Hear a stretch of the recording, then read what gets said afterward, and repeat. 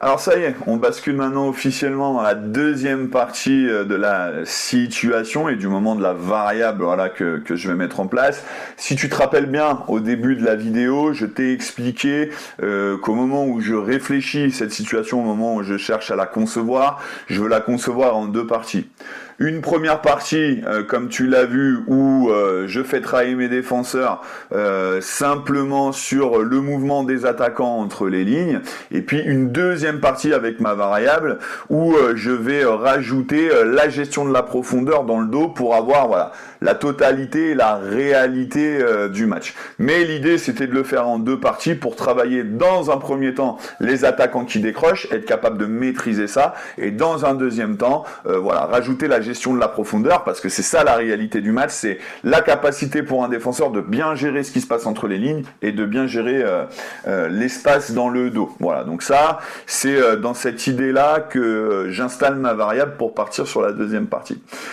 Au niveau de ma variable et au niveau des aménagements, alors c'est pas très compliqué. Ce que je vais mettre en place en fait, c'est tout simplement d'enlever les trois petits buts, voilà, qui étaient au niveau de la deuxième zone. Et si tu le vois bien, j'ai installé trois petits buts beaucoup plus loin, voilà, sur la ligne de sortie au niveau de la cage vide, voilà, avec trois petits buts, donc un espace qui est beaucoup plus grand dans le dos des défenseurs.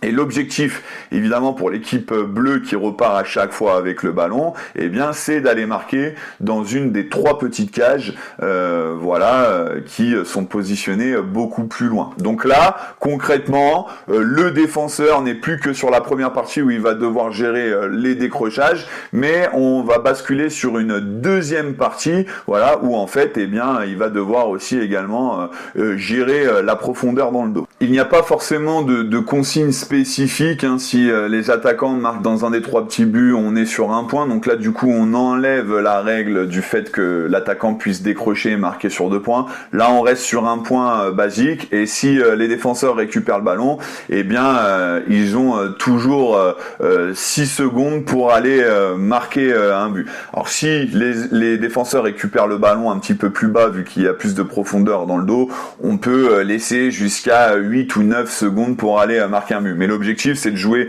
cette transition rapide et d'aller marquer pour vite rebasculer et redonner le ballon au bleu pour qu'on puisse retravailler voilà l'aspect défensif.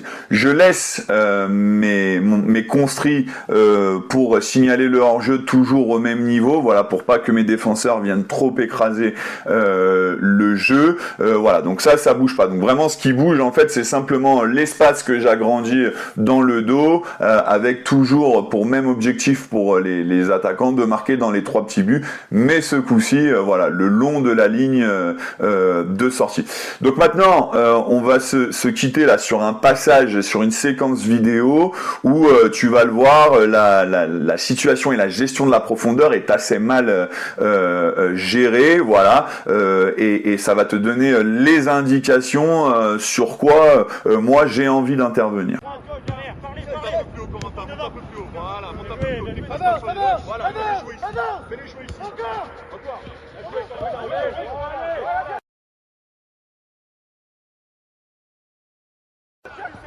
Ouais, là il faut que ça parte ici. Encore. Alors comme tu l'as vu sur cette séquence-là, il y a eu une passe en profondeur et mon défenseur s'est fait prendre face à la vitesse de l'attaquant, ce qui a fait que l'attaquant a pu se retrouver face au jeu, en face de la cage et être en position de marquer. Alors il n'a pas marqué sur cette séquence-là, c'est pas très grave, l'important c'est que mon défenseur a mal géré cette profondeur-là. Donc là tu vas le voir dans la séquence suivante, mon intervention et ce que je demande. Et c'est là où je vais commencer un petit peu à être expliquer moi ce que j'attends vraiment dans la gestion de la profondeur. Il y a plusieurs choses. La première et la difficulté en fait, et là ce qui se passe sur la séquence, c'est que mon défenseur est beaucoup trop proche en fait de l'attaquant. Voilà. Comme je dis toujours à mes défenseurs, il faut partir du principe que logiquement, l'attaquant est toujours plus rapide que le défenseur. Et si on veut être capable de gérer le décrochage entre les lignes et la gestion de la profondeur dans le dos, il y a quelque chose qui est très important et que tu dois inculquer à tes défenseurs, c'est d'être en capacité de toujours être à bonne distance de l'attaquant. Voilà. Ni trop près pour pas faire prendre de vitesse dans le dos, et ni trop loin pour pouvoir intervenir sur le temps de passe si il y a un ballon qui est joué et que l'attaquant décroche. Voilà. Donc moi, ce que je dis en règle générale, si je dois marquer un attaquant, je dois toujours être à bonne distance de 2 ou 3 mètres, voilà, pour gérer l'intervention sur le temps de passe et pour gérer la profondeur dans le dos. Si on joue avec l'attaquant et que l'attaquant décroche et on joue avec lui dans les pieds, eh bien ces 2-3 mètres là vont me servir pour pouvoir intervenir sur le temps de passe et sortir avec intensité.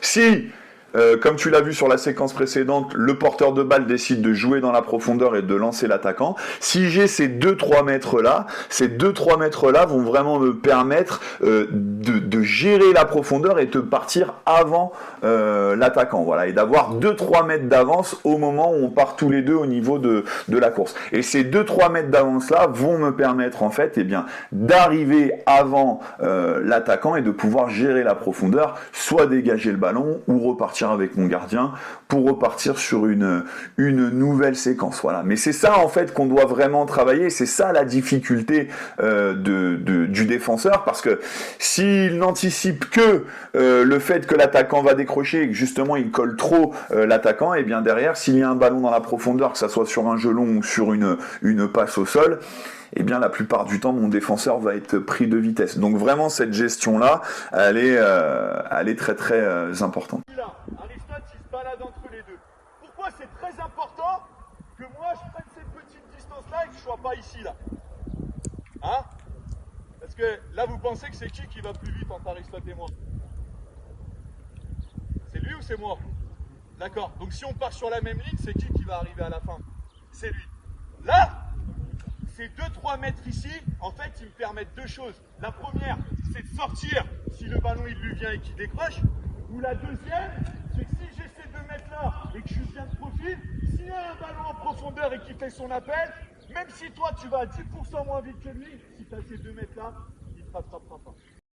Pour finir et pour être complet sur la gestion de la profondeur, il y a quelque chose qui est important et que je dois te dire, et que je t'avais prévenu en tout début de vidéo, où je t'avais expliqué que j'ai une demande un petit peu spécifique par rapport à la gestion du hors-jeu.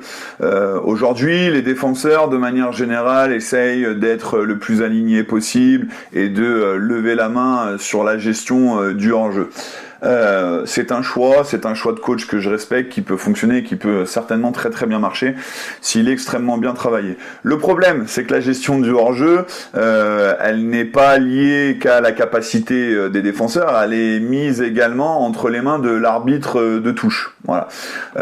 Nous, à notre niveau, et on est une équipe qui cherche à se maintenir dans une poule de R1 qui est très exigeante, je n'ai pas forcément la volonté de mettre mon destin à travers l'arbitre qui va lever ou pas le drapeau. Et moi, ce que je demande sur la gestion de la profondeur, je donne un starter à mes joueurs, c'est de leur dire que quand le joueur, le porteur de balle adverse, n'est pas cadré, s'il arme un gelon et s'il n'est pas cadré, s'il y a un appel d'un attaquant, on ne va pas chercher à jouer leur jeu, mais on va gérer la profondeur avec les 2 mètres de distance dont j'ai parlé. Voilà. Et c'est ça que j'ai aussi installé avec mes joueurs. Au début, ils ont été un petit peu surpris par ça, mais pour moi, vraiment la consigne que je donne et le starter, c'est que quand le joueur adverse n'est pas cadré, le porteur de ballon adverse n'est pas cadré et qui l'arme pour jouer un gelon, s'il y a un appel dans la profondeur, je vais gérer cet appel-là. Pourquoi? Parce que en fait, si l'attaquant part et qu'il est un petit peu à la limite du hors-jeu et que l'arbitre ne siffle pas hors-jeu, d'ailleurs s'il n'y a pas hors-jeu, l'attaquant va se retrouver en face à face si le gelon est de bonne qualité. Voilà. Donc ça, c'est quelque chose qui est important. C'est pas forcément que sur un gelon. Si le porteur de balle n'est pas cadré et qu'il peut jouer sur un jeu court, je ne veux pas que mes joueurs s'aligne et lève le bras en attendant que l'arbitre de touche lève le bras. Parce que ça, une fois sur deux, ça va se retrouver avec un face-à-face avec le gardien. Donc, voilà. Moi, ma consigne, c'est dès que le porteur de balle n'est pas cadré, qu'il y a un appel dans la profondeur, je me sers de ces 2 mètres-là que j'ai pris pour gérer la profondeur et intervenir sur le temps de passe. D'ailleurs, sur la séquence qui va suivre, eh bien, tu vas voir une séquence où la gestion de la profondeur est très bien gérée grâce à l'intervention que j'ai faite. Le porteur de balle n'est pas cadré, il va jouer une passe en profondeur, mais du coup, mon défenseur a anticipé et a pris les 2 mètres nécessaires qui vont faire qu'il va arriver en premier sur le ballon. Ok, là on est bien les rouges. Là, on est bien les rouges. Ouais, poussez fort. Poussez fort. Ouais, gère. Bien joué.